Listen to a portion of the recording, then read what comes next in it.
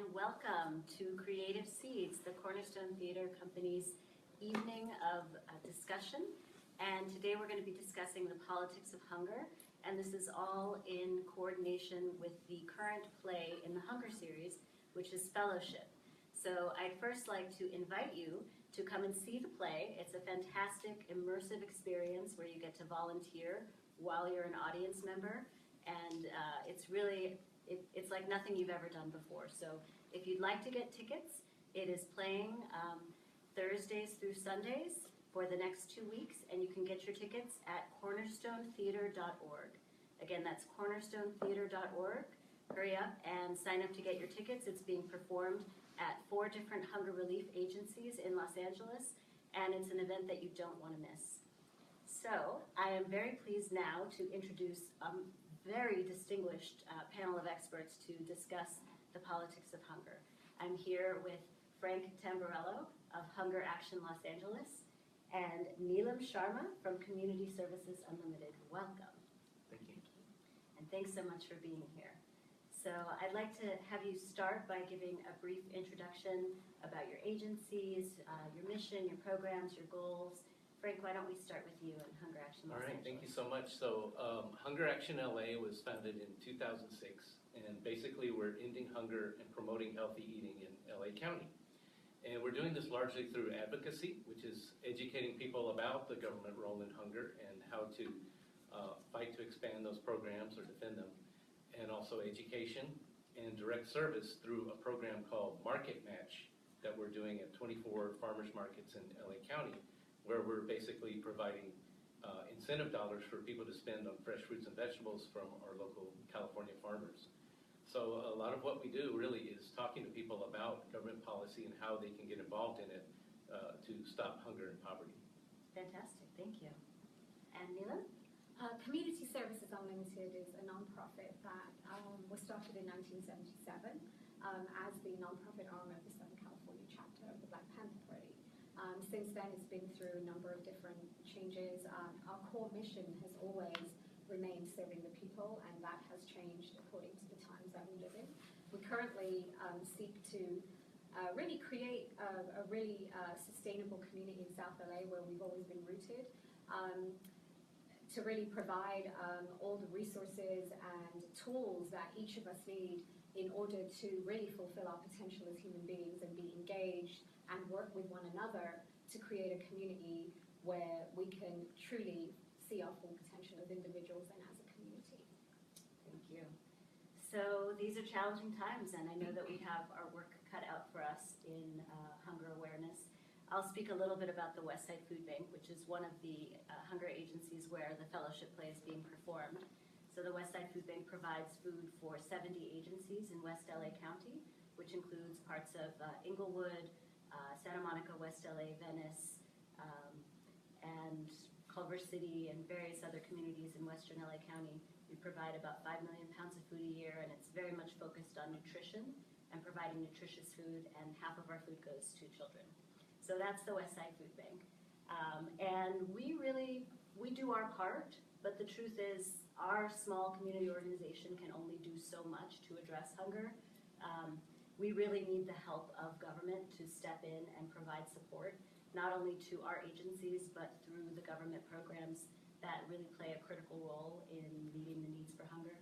And Frank, I'm hoping you can give us a little bit of a background and history on some of the government hunger programs that have benefited people all these many years. Right, and I think a lot of people aren't aware of the role that government plays in ending hunger, because in America, hunger is not a question of raising food. There's tons of food around. It may not be quality food, but there's a lot of food. It's a question of poverty. People don't have enough money to purchase food. So any government program that provides cash assistance or housing assistance or healthcare actually is an anti-hunger program, because those are the things that take the money out of people's wallets so that they don't have enough to buy food. So there really were no federal programs addressing hunger or even poverty until the New Deal under Franklin Roosevelt, and that's when Social Security began, and also a sort of a forerunner of the modern food stamp program, which in a way resembled today's Market Match in that the dollars could only be spent on American goods and only on certain types of food. Well, over the years, other programs were added, and the what was then called the food stamp program was modernized under President Kennedy, but it didn't go nationwide until 1977. Wow. So really, we've only had 40 years of the food stamp program, which is now referred to as SNAP, and SNAP means Supplemental Nutrition Assistance Program. So lots of things have changed. The paper coupons have been exchanged for a plastic card. But what's really changed is the scope of the program and a comparison to show you how effective the program has become. During the Great Depression, in the time before they had started any kind of food assistance, Americans were literally starving to death. We just went through a horrible recession in 2008, and in spite of the fact that the food stamp program or SNAP program still has a lot of flaws, it still doesn't always give an adequate amount of benefits. 47 million Americans. Yes, so 47 million Americans were able to get on with their lives and purchase food at grocery stores just the same way as everyone else throughout this crisis. And again, you know, the crisis isn't over. We still need good jobs. We still need to get completely out of it. But the program effectively kept us from having a crisis very similar to the Depression. So over the years, it's just evolved into a very effective anti-hunger program. And especially with the recent recession, during the 90s, when I first started doing this work, the average number of Americans getting food assistance was about 24 million a year. And right now, there's about 44 million Americans receiving SNAP. So the program has expanded to meet the needs of the increasing number of people that needed it because of the recession. That's really amazing. I didn't realize that it hadn't started until the 70s As a nationwide program, yeah, it was optional for counties. And one of the other interesting things is that in the 60s, when it first became available to states, they had the foresight to do a survey comparing people who qualified who got the assistance with people who qualified but didn't get the assistance. And over the decades that they did this study, it showed that people who got assistance when they were under age 5 in a family that qualified, they actually had better outcomes when they became adults, even to the extent that they were more likely to get good jobs. And so that's another proof that the program did what it was intended to do. Well, it makes sense, because if you're hungry as a child, it has such an impact on your growth, your development, your ability to focus in school, to pay attention, even things like angry. I mean, we all joke about being hangry, but it's a real thing. And if people are experiencing that, it's going to have an effect on so many aspects of their lives. Yeah, and those are some of the reasons why we have other food assistance programs, such as the WIC program, which is targeted to pregnant and breastfeeding women or women with kids age 5 and under, and very specific kinds of food, specific kinds of nutrition that a lot of people might be missing in their diet if they didn't have the money to buy it. And in addition to that, the school lunch and school breakfast program, and I'm going to let Neelam talk a little bit about the origins of the school breakfast program, because even though these are government programs, the idea from them didn't always come from the government. Sometimes government saw, you know, what the people were already ahead doing and then imitated that idea.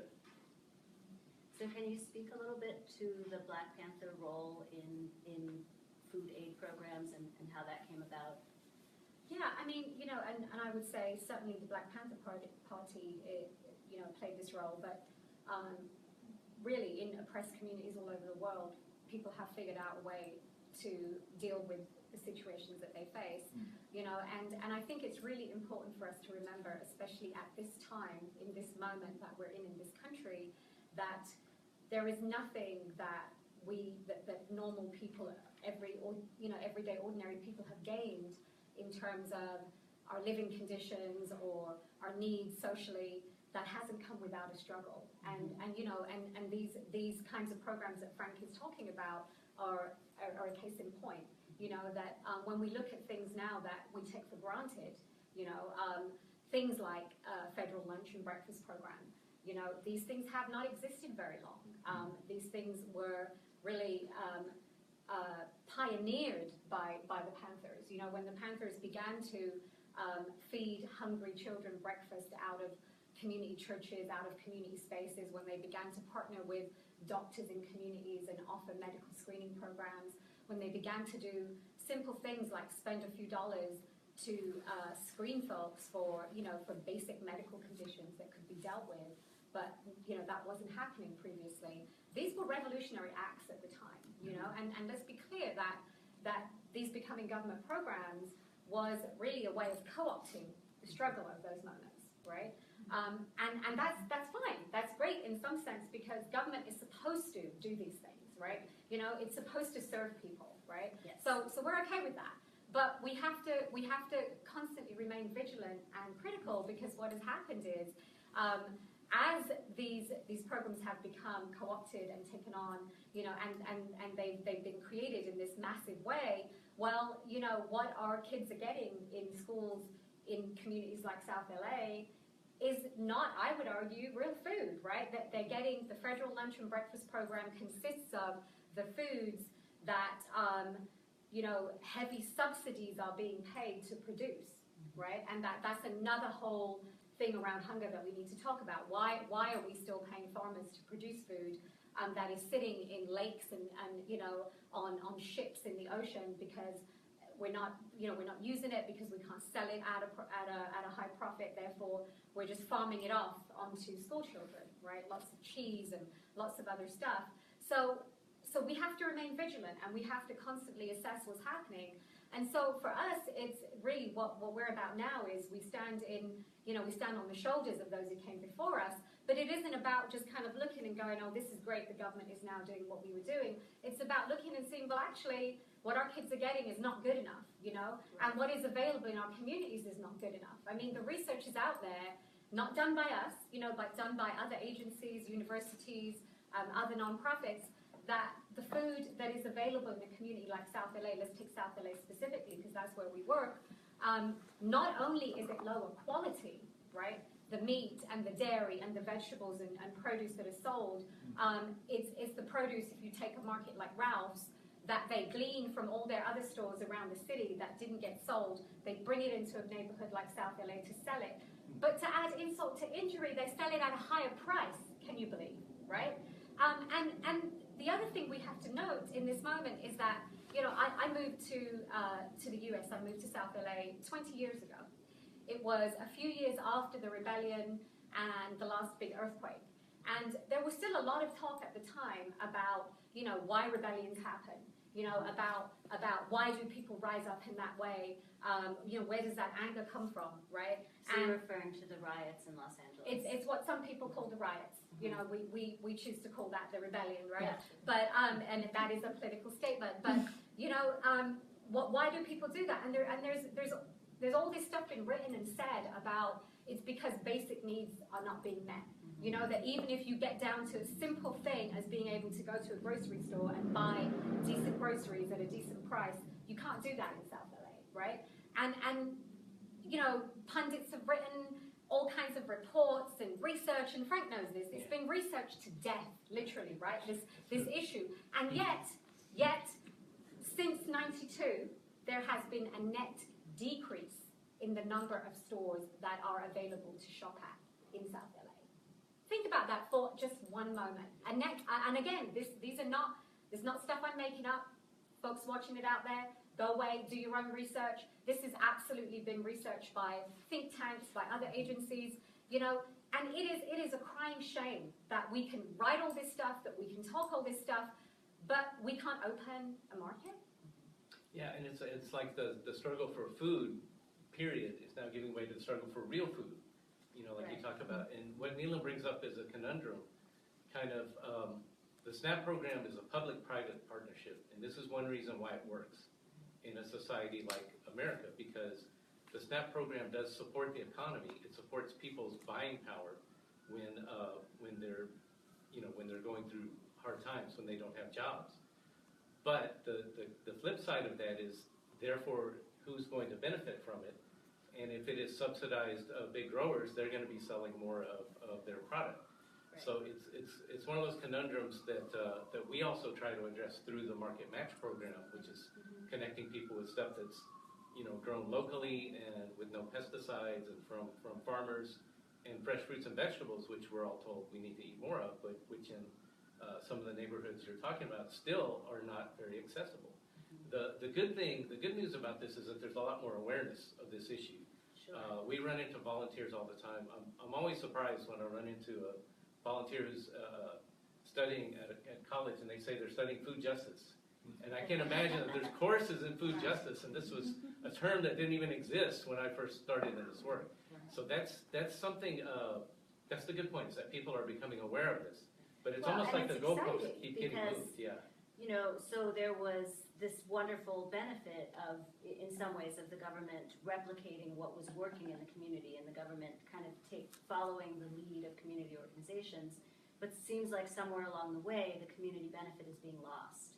And it really is going to take some of this new wave of social justice and food justice work to re-examine how these programs work and to see what we can do to bring the community benefit back. Yeah, you know, I think some of it is about we have to change the way that we think about how change is made and who makes change, right? There's this real reliance on when, like, so for example, let's for our sake stick to the example of South LA. We've been doing this work since 2003. We've been talking about why there are no markets, right? Going and meeting with all the elected officials, with the folks at the time at CRA, which no longer exists, right? But like, you know, why is that the case? And what we've seen is a pattern, right? And we've identified it. We've seen it happen again and again, where corporations come in, they open markets. So it's not that markets have not opened, right? We've seen them. We've seen a whole string of them. All the Ralphs. Then we saw the Fresh and Easies, right?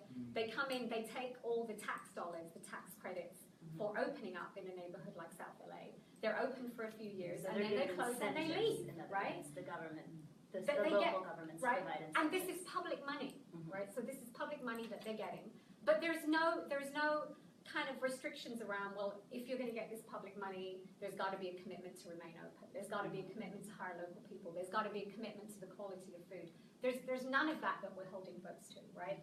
And yet then when community folks are coming in and doing really proven work with long track records and long history, we struggle to get every single dollar that we're able to get to do the work that we do.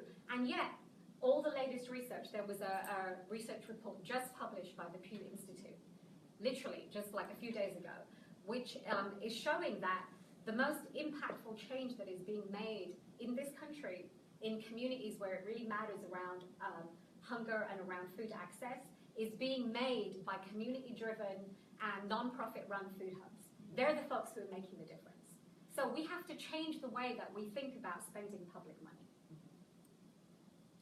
I see you nodding, Frank. Well, I was going to say, you know, what you're bringing up is all a part of gentrification. And that's another reason why we still have a lot of hunger in LA County, in spite of having some reasonably effective government programs, is that the price of housing is extremely high. And again, hunger in the United States is a condition of you have to spend your money on something else besides food, or you just don't have enough money, period.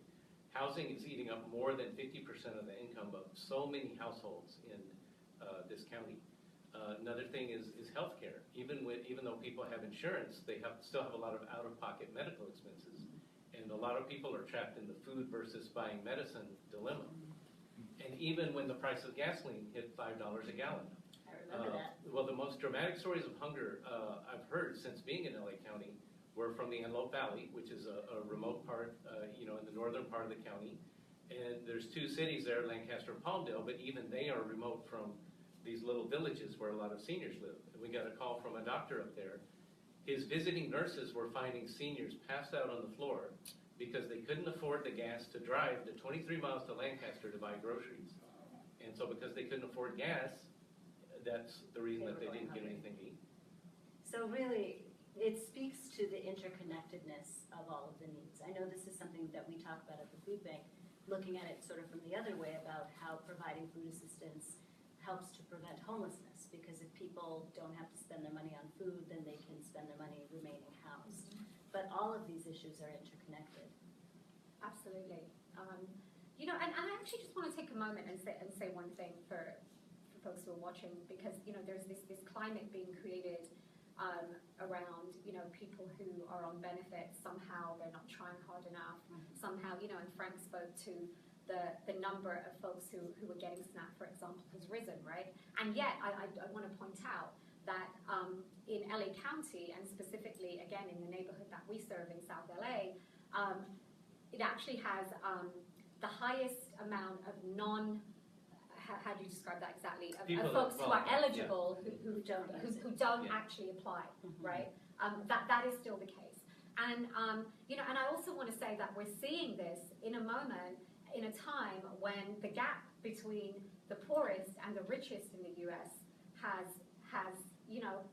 widened, and the rich have got richer. So it's not in a moment where, where, oh, there's just less to go around, or we need to point these things out, that there is a lot of money out there, but that money is not, a lot of food out there. is not coming to those who need it, and the food is not coming to those who need it. And there's another study from LA County Department of Health. 47% of the people reporting that they're hungry have at least one family member working. So in most of the other families, either have people who are disabled or are too old to work. So that's another canard, is that people who are hungry or who are getting benefits just aren't working or aren't trying. Well, and I think this speaks to an issue that I think a lot about, because I encounter it sometimes when I talk to people, and I wonder how you can address overcoming some of the stereotypes that people have about supplemental food assistance programs, about people who take advantage of those programs or who utilize those programs. And I think that there's a misconception about the amount of fraud that happens, and I'd love to hear you speak to that. Well, let's talk about fraud for a second, because when people say, oh, there's fraud in the SNAP program, what does that mean you do? Shut down the whole program? To give you an example, Bernie Madoff, he made off with $80 billion. Sure did. $80 billion in fraud. That is more than the value of the SNAP program for the entire United States in a year. But do we say let's abolish the stock market? No, of course not. So the same thing applies to SNAP, which currently has less than a 1%. I can't imagine there's fraud on the Bernie Madoff scale in the SNAP program. Not even close. No, but I'll say when it comes to just go back to investing public money, right? Public dollars that have been set aside for the public good. There's just a way in which what is conceived as fraud from individuals is so different from corporations and what they do, right? So we all know about Grand Central Market when you talked about gentrification. One of the big factors around gentrification in downtown LA, which is where we are right now, is what has happened in Grand Central Market, right? Many of the traditional original vendors have been driven out of that market since that market's been gentrified. Now, I encourage people to go and read the history of that market. There's a really excellent article written by, I think his name is Jesse Katz, in LA Magazine. It came out sometime last year, 2016. And he writes about how, $44 million of public money was invested by the CRA and the MTA in one individual, right? In somebody who was actually personally quite wealthy, right? For this person to develop Grand Central Market. This person defaulted on that loan, not once, right? And was given favorable terms again to repay that loan, was only required to repay the interest, defaulted on it a second time, and walked away from that situation. So it's the way we perceive what is crime and what is fraud and who can get away with it. And when it's these huge amounts of money, nobody talks about this. It's not even known about, right? And yet we want to focus on some poor family where, But far from being fraud, even in our red states during the last 10 years, governors have made it easier and gotten waivers so that they could enroll as many people in SNAP as they could, because they found it was an economic stimulus program. For every $5 of SNAP that's spent, $9 circulates in the local economy. When people are still able to at least buy food, number one, they can spend their SNAP dollars on food. That frees some of their other money to buy shoes and things like that. That have sales tax, so some of the money then starts coming back into local revenues. In addition to that, the stores continue selling food, and they can even hire more people. So the SNAP program was designed, so that when the economy went down, it went up. It's called counter-cyclical. And then vice versa. As the economy gets better and people get jobs, yes, we want to see people drop off of SNAP. Organizations like mine and Neelam's that encourage people to sign up, it's not like we want people to end up on SNAP their whole life. Right. This is something until we get a good job. But then we have larger issues to talk about with the larger economy. What kind of jobs? And this is, of course, a very big part of the discussion right now in America. Yeah, and it's interconnected because when people don't have jobs, when people have jobs that are paying poverty or below poverty level wages, they're not able to afford the basic necessities. And it's how we conceive of those jobs being created. And again, I think it's like we have to think very differently about how we invest public dollars. So I don't know if you guys, Mandela Foods Co-op in West Oakland, but it's a nonprofit. It's a food co-op created by a nonprofit, very similar to us. It's a co-op with a similar square footage to the market that we are trying to open, which I'll talk about in a moment. But the National Sciences Institute just awarded this co-op an award for being incredibly impactful with a very small amount of money on the West Oakland neighborhood, right? A neighborhood very similar to South LA, demographically very similar in terms of joblessness, homelessness, and all the other indices of social well-being, right? And diet-related illness, very similar. Has created jobs, this co-op has invested an incredible amount of money in local farmers, purchasing produce from them. It has recycled wealth in the way that that Frank is talking about, right? It's created stability in families. The National Sciences Institute doesn't just give out these awards for no reason. This is based on research, right? So that's the way we need to start thinking about, how to tackle some of these issues, because at the end of the day, corporations, their investment is not long term. It is not. They're not wedded to these communities in the way that folks are who really are doing this work from a place of love, right? As the path has talked about, it's serving the people, body and soul. It isn't. We're not doing this because we're getting rich. We're not doing this because there's a return on it for us, right? We're doing this because we're emerging out of communities, and these are the needs that we're seeing. And if we start investing money in that, that's when we're going to see real change happening. So I'm wondering what, given the current political climate and the expectation that some of these programs are likely to be on the chopping block, I'm wondering if, Frank, you can speak to what we can expect in the coming months and years, what we ought to be bracing ourselves for, what we ought to be on the lookout for, and then we'll get back to a little bit about how we can counter some of those forces. So the most dramatic thing that was announced today, and I don't want to talk too much about it because, rumors can actually do a lot of damage. And things are happening so quickly. Things are happening very quickly, is now the threat against immigrants who are receiving public benefits. There is a thing called public charge where basically they will either try to have them not get benefits or not be here.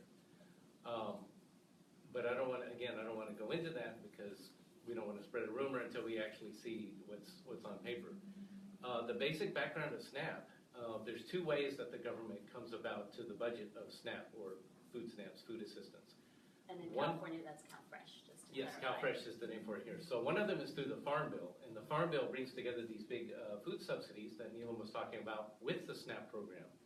And what it creates is an alliance, actually, of the largely Republican, largely big ag members of the Agriculture Committee with the largely urban and largely Democratic sort of SNAP promoting urban members of the same committee. And in order to get the Farm Bill passed, they usually want to come to an agreement. So it's something that to a lot of people looks very dirty, and you scratch my back, I'll scratch yours, and hypocritical, because it does bring in some of these bad foods that we're talking about.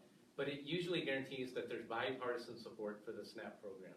In fact, from discussions that some ag committee members were having, even after this election, they were saying, we want to work closely with our nutrition colleagues, the urban representatives, to get this Farm Bill through. So they don't want to rock the boat. Again, as I mentioned earlier, their states benefit a lot from this program.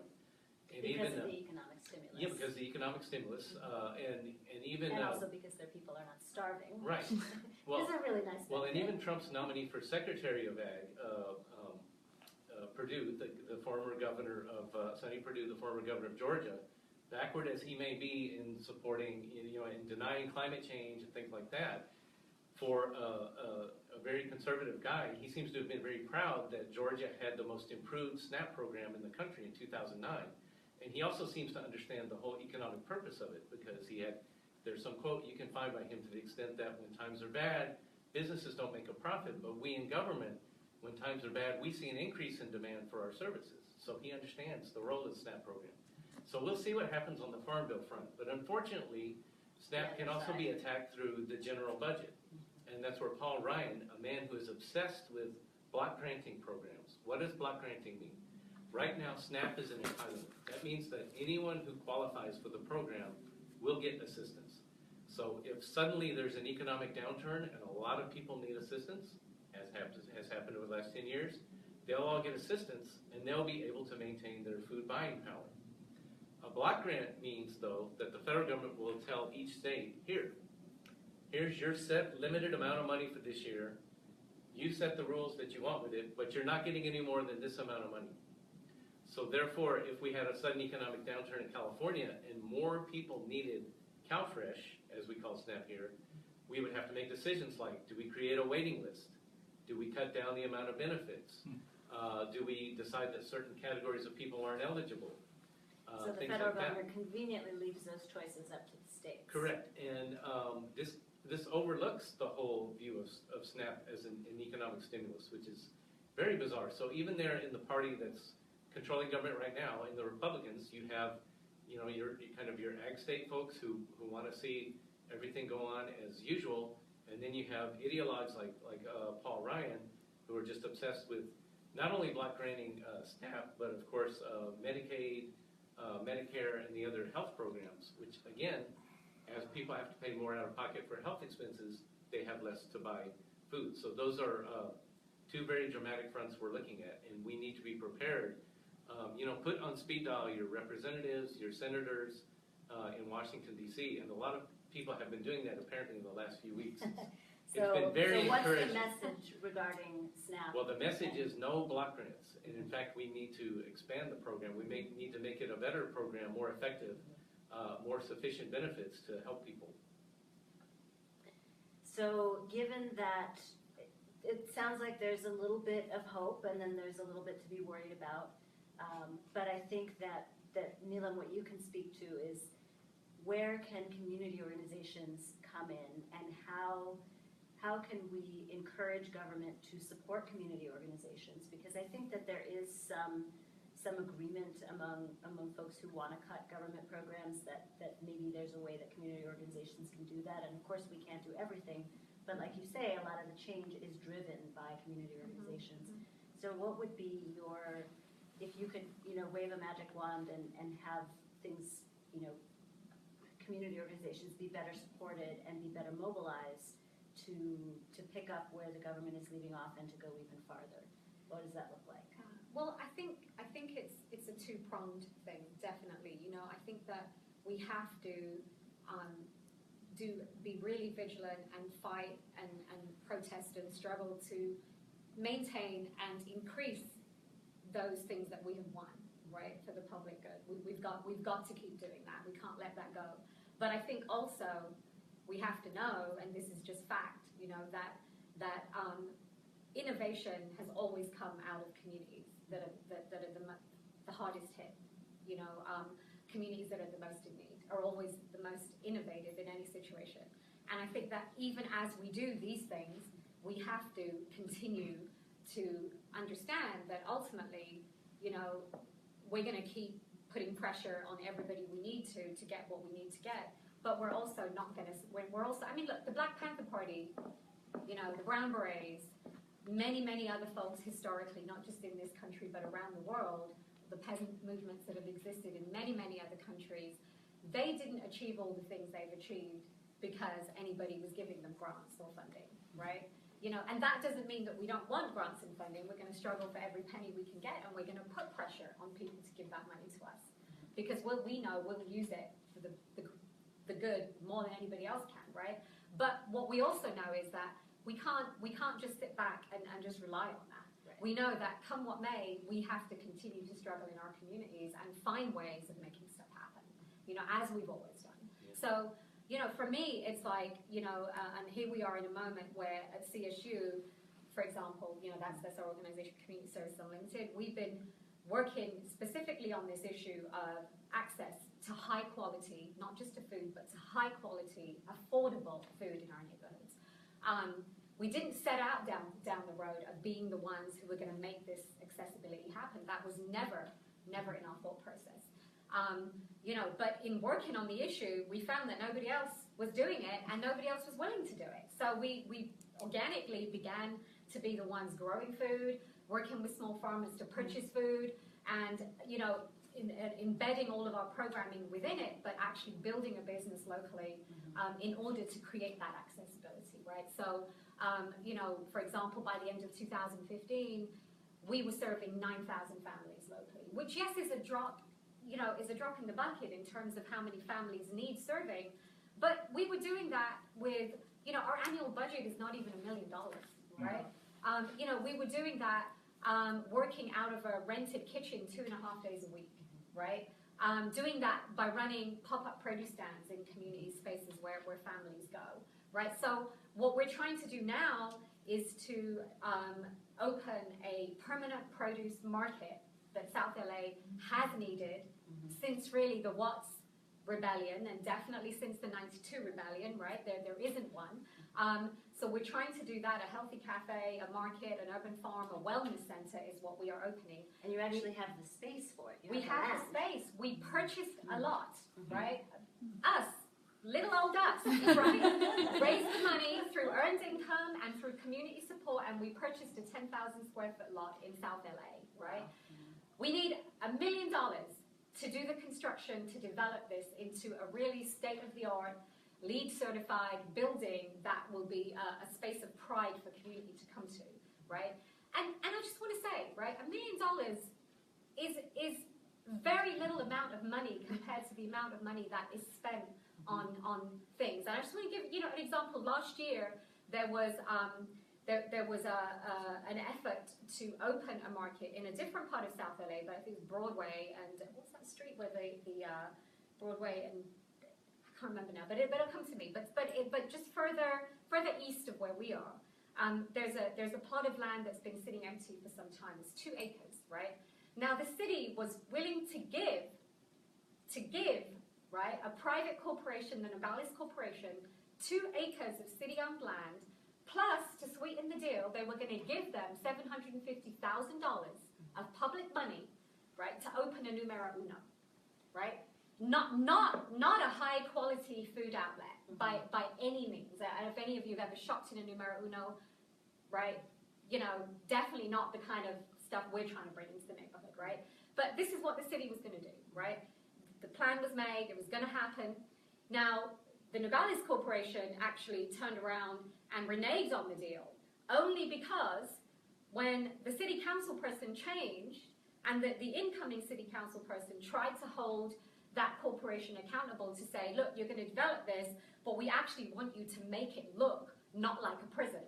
We want you to do something about the facade and make it look like a decent space and do something with the, with the parking and with it being family friendly and so on.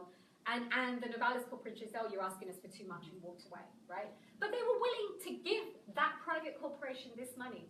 We've already, on our own, raised $250,000 to do this construction. So what role, looking at the other side of this, because, I think that there's a lot of community organizing that's really effective that happens in the communities that are most at need.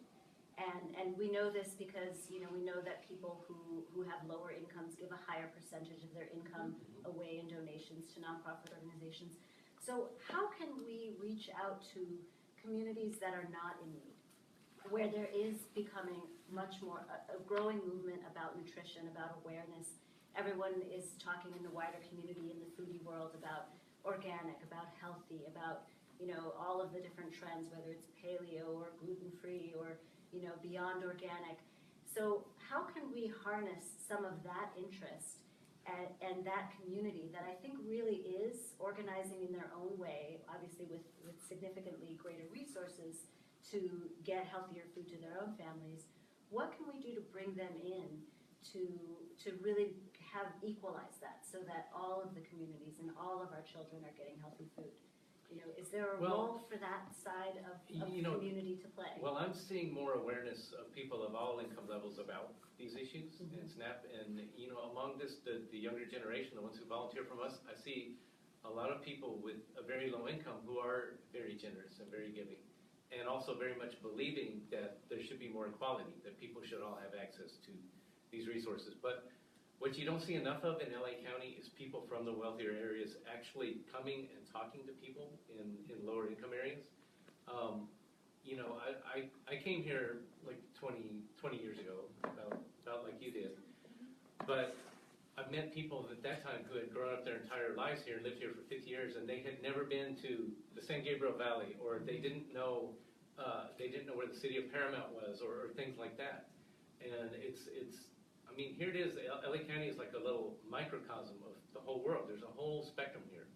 There are seniors, people with disabilities living on very fixed incomes. There's ethnic disparities all over town. We've known about this a long time, and just part of it is reaching across that wall, reaching out, people visiting each other, getting to know each other, getting to know other parts of town. Travel. You don't have to buy a vacation ticket to Europe or something like that. Go across the other side of the 110 freeway. Go across either side of the 10. There's whole groups of people there that you were never aware lived right under your nose. Get to know those people and get to work with community groups like Neelam's, like Hunger Action LA. We have markets from Pasadena to Santa Monica to Long Beach to Pomona to Adamson, Vermont. So you're close to one of them. Come volunteer there and meet the people that are accessing healthy food through the program. And I will say, we've had an incredible amount of support from folks that you're describing, people who are better off and understand they're better off, understand their privilege, and have worked with us, right? So part of the reason we've been able to do the amount of stuff we've been able to do is support within the community, but also support around LA.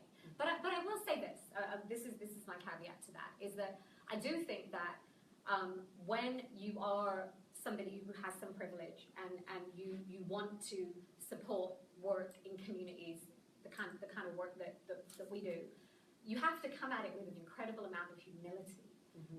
And because one thing that I definitely have seen that we talk about, that we've seen, is you see folks who they want to come at it in a way that is more about them assuaging, I don't know, their own feelings of guilt or wanting to create some kind of platform for themselves or whatever, and coming in and creating a new thing, right, in a community where there's already community work being done, instead of working with those folks who are already there doing the work and helping to leverage that work. It's really the justice, not charity model. Exactly. And the basis, almost every conversation about hunger in America includes this statement: we are the wealthiest nation in the world, therefore why do we have hunger?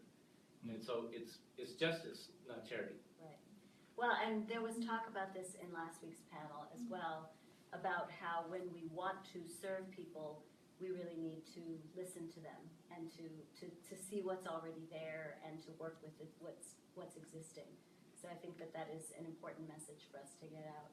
And that brings me to something that might be a little bit of an uncomfortable topic to talk about, but I'd like to explore just a little bit how race plays into hunger. And I know that there's some history around that, and then there's also things that are happening currently. So Frank, maybe you can speak a little bit to the history of that and how race influenced how some of the government social service programs were designed and where that stands now. Yeah, so there's definitely a component of race in hunger and in the programs that have been designed to address it. First of all, because hunger is a function of poverty. Poverty can stem from lack of opportunity, lack of educational opportunities, out-and-out job discrimination, other forms of discrimination that historically that continue up to this day in the United States, that have been with it since its founding. So black and brown people have a disproportionate amount of hunger as opposed to the white community in the United States. Not only that, but when programs were first designed to assist people, such as Social Security, that couldn't even get passed by some of the Southern Democrats at the time in the 1930s unless they took out some of the rail workers, domestic workers, farm labor, and other jobs that typically went to African Americans at the time.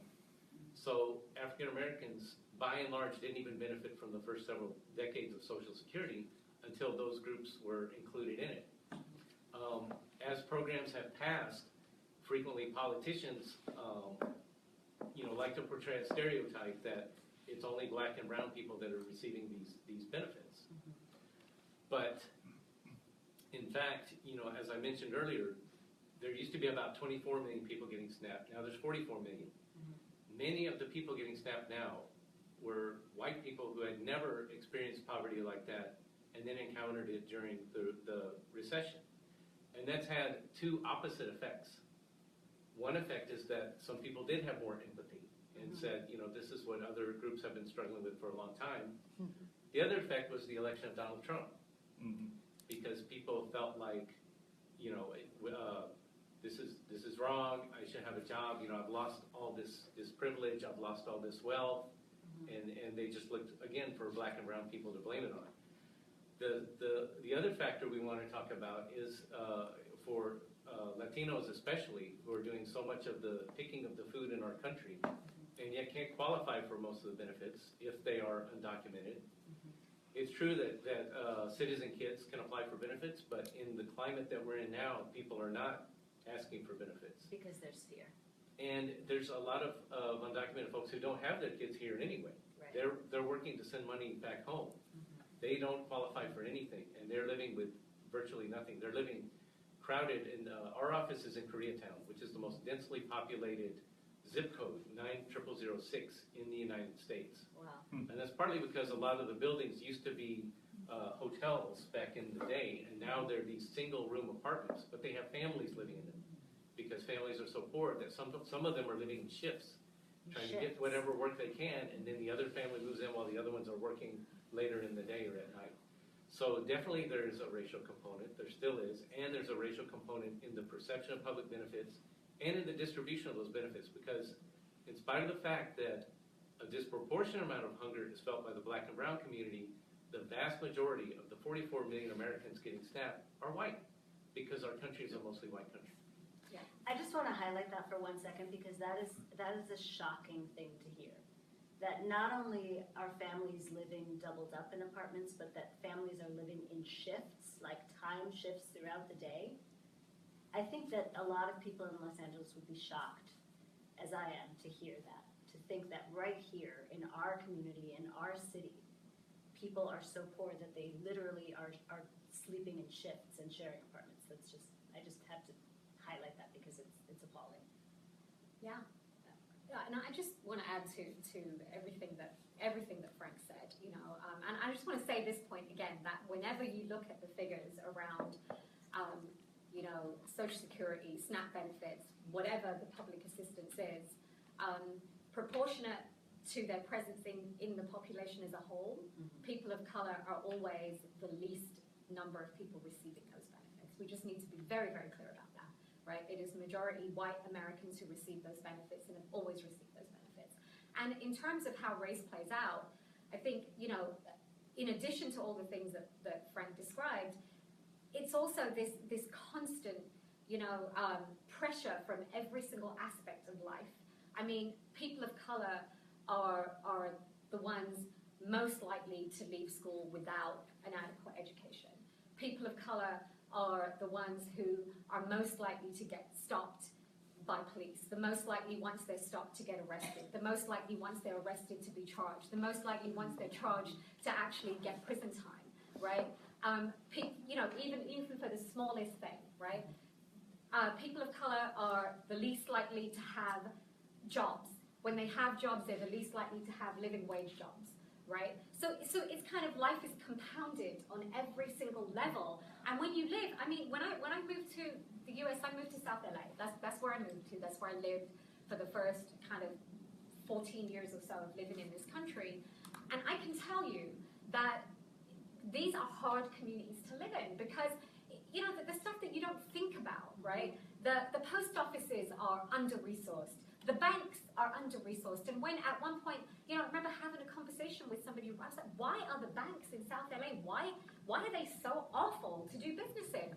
Because they send all their staff for training to those communities. They don't put any resources into actually having decent banks in those communities, right? So on every single level, life is more complicated. Transport is the worst. I mean, you just look at everything. You can't get food. Everything, right? And the sad part credit is harder to get and more expensive. And the sad part of it is that the new president he seems to focus strictly on the crime aspect. And so it's a go in there and deal with it in a military style, and not look at the basis for the reasons that communities like Chicago have the problems that they do, and it's the same problems all over the country. But adding on to the other things compounding is incarceration. When people come out of prison, and African Americans are much more likely to serve longer terms or go to prison than white people for the same offenses. One reason being that they can't afford as good legal counsel. But when you come out of prison, people are not lined up to hire you. Right. They're not standing there waiting with a job application for you. Now, there's been a lot of good work being done lately to try to change some of those things. And our organization spent years actually getting rid of a ban that there had been here in California against people who had a past drug offense from getting food assistance. And we're talking about people who had cleared up their offense and they were now clean and they were off probation and everything like that. They still could not get CalFresh. It was only in the last 3 years that we were finally able, with working with groups all over the state, to change that. And not to mention that if you're African American, you're actually in fear, especially if you're a young male, of realistically of being killed. So I want to touch on another underserved and less visible population, and that's the senior population. And I'm hoping you can speak specifically to how seniors and people who receive Social Security and SSI benefits are experiencing hunger and what that relationship is. So this has been our focus for the last couple of years, along with a lot of other food banks and groups around the state. For people who don't know, SSI is Supplemental Security Income. It's a Social Security type benefit for people who usually don't qualify for enough Social Security to live on, which is kind of a joke because the SSI amount is hardly enough to live on. It's a combined package of federal money and state money. And in California, for various reasons that are complicated to go into, if you're getting SSI, you can't get CalFresh or SNAP. The result is that the $896 a month you have has to cover your food, your housing, your rent, which we talked about, and try to find a place to rent for under $800 and 30% of $800. Your out-of-pocket medical expenses. Now, by definition, people getting SSI are senior, blind, or disabled. So they all have medical expenses, and so many of them need special diets. They need low-sodium diets. They are dealing with diabetes. They're dealing with obesity. In our market match program at the farmers markets, it's the people who get SSI who come up to us and say, thank God you have this program. The doctor has told me I need to eat more fruits and vegetables. So the people, these 1.3 million Californians, 750,000 of them down here in Southern California, are trying to live on the $896 a month. This is a problem all over the United States, and SSI might also be on the chopping block as well. But I think in California it's especially exacerbated because of our housing costs and because this is a population with high medical expenses and that is not allowed to get our food assistance program.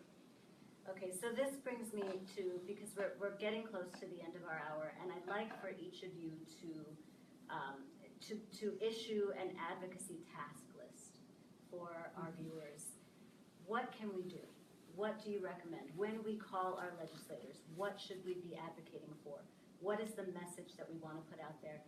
And then what can we physically do? Where should we be volunteering? How can we connect with your organizations? What is the best way for us to be effective? So I don't know if you're going to put like a placard with our information on it, our phone, and we'll make sure that information is available. So go to hungeractionla.org. Put in your speed dial your state assembly, your state senate, your federal senator, your representative, the governor, the president. On the federal level, have this message ready. We need to strengthen SNAP, the most effective anti-hunger program in the United States. I think strengthening SNAP is where most of the action is going to be. Not the only action by far. There's lots and lots of other things. But I think if you had to remember one thing, that's it. But get involved with us, because there's more to do than just calling. We physically go visit some of these legislators. We're out in the street, and you can volunteer at the farmers markets and meet a lot of the people who we're fighting for. And that's a safe, accessible way to get out into the communities and meet people. Yeah. All right, Neelam, what would you say? So on the parallel track that we talked about, we would like people to go to csuinc.org. At our website, you can connect into all of our different social media outlets. You can come and volunteer on our farm, and you can help us grow food.